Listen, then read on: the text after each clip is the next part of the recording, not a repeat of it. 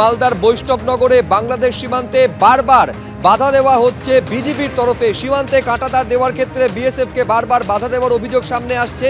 আর এইরকম অবস্থায় পেট্রাপোল বেনাপোল সীমান্তে দুই দেশের সীমান্ত সুরক্ষা বাহিনী অর্থাৎ একদিকে বিএসএফ এবং অন্যদিকে বর্ডার গার্ড বাংলাদেশ, দুতরফে ফ্ল্যাগ মিটিং করা হচ্ছে।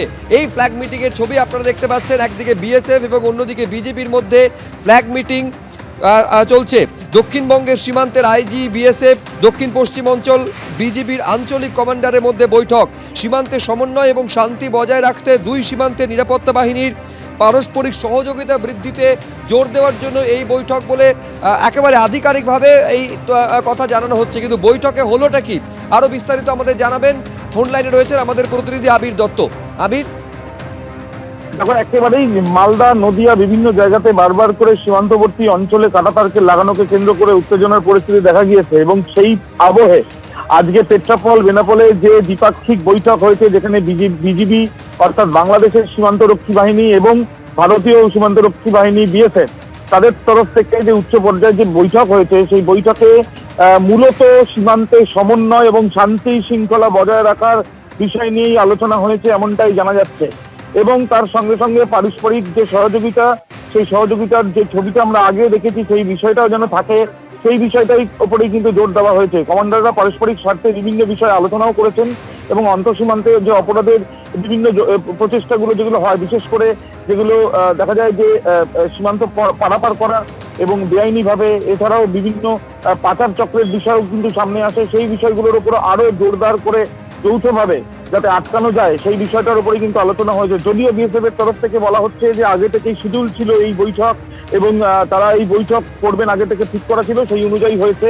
তবে বিষয়টা হচ্ছে যে সাউথ বেঙ্গলের যে ফ্রন্টিয়ার বিএসএফ এর তাদের তরফ থেকে এই যে পেট্রাপোল বেনাপোলে যে বৈঠক হচ্ছে, সেই একই সাউথ ফ্রন্টিয়ার তে রয়েছে হচ্ছে মালদার যে বৈষ্ণবনগর, যেখানে এই ঘটনা ঘটেছে, এবং নদিয়া, অর্থাৎ সেখানকার যে পরিস্থিতিগুলো সেই বিষয় নিয়েও একটা আলোচনা হয়ে থাকতে পারে বলে সূত্র মারফত জানা যাচ্ছে।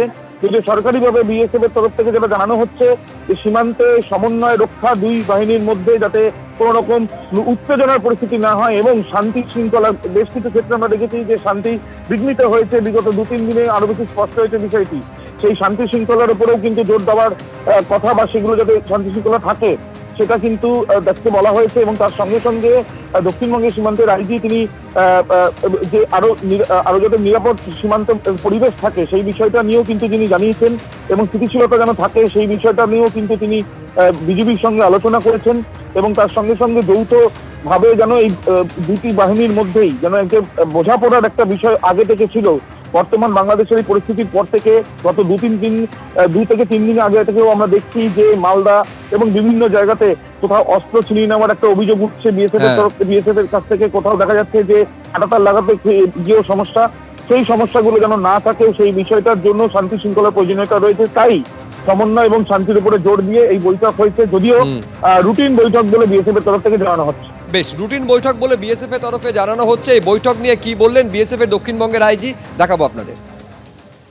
Interacted with the senior officers of BGB and all kinds of issues were discussed in a very nice atmosphere. No, there is no problem anywhere. We are guarding our borders perfectly well. There is no problem anywhere. Rest assured, we are guarding our territorial integrity with full grit and honor. कि कहीं पे कुछ problem नहीं। गाँव वाले बोल रहे हैं नहीं, ये मुझे इसकी जानकारी नहीं है गाँव वालों की, बट आप जो कह रहे हैं कहीं हमारे बॉर्डर पे कोई प्रॉब्लम नहीं है, आप निश्चिंत रहिए।